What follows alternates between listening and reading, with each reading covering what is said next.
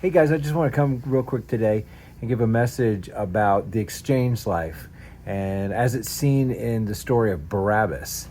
So I went to an Easter service, and in the service the pastor was talking about Barabbas, and he was talking about that there was a exchange of lives that was made, that Barabbas was set free for the crimes that he committed, and an innocent man took his place. And he really focused on that the reason is that he could get out of prison. So I thought the message was amazing. I've never heard an Easter service that talked about Barabbas, but I felt like it did fit. But I felt like there was another part of this message that was so key, and it is found in the book The Great Exchange that I wrote. And I just wanted to reference this because death on the cross wasn't just so we could be let out of prison, that we could be set free.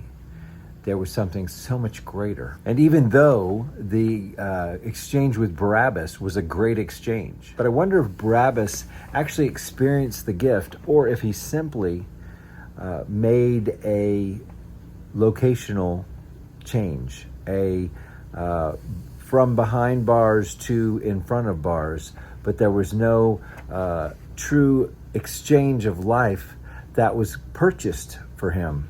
So did he experience the John 8:36 reality, which is, so if the Son sets you free, then you're free indeed. So was that freedom from prison all that Christ wanted to do in that exchange? I feel like a lot of people settle for the being let out of prison, but they don't experience the true gift that was given to us with his exchange life. Because that exchange is not just for freedom from prison, it's for experiencing his actual life, having him live his life through you.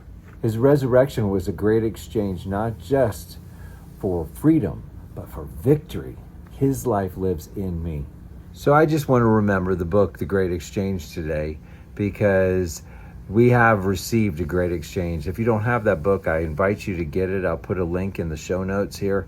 It is a powerful book about how to actually live life, how to actually experience life, and how to live in victory. I'm always reminded of Galatians 2:20 that says, "He died for all so that those who live would not live to please themselves, but they should live to please him who gave his life for them and rose again from the dead." Contextually, it is my old self that has been crucified with Christ. It is no longer I who live, but Christ who lives in me, so that I can live in this earthly body by trusting in the Son of God who loved me and gave himself for me. I am just always blown away by all that was purchased for me. And I just think it is such a tragedy if we had all this purchased and we fail to enter into it because of unbelief, because of lack of understanding. I know that I go into depth into from the minuscule to the great in the great exchange of how to live that out and how to experience that great exchange. And I do it with stories, I do it with parables, I do it with testimony, I do it with teaching.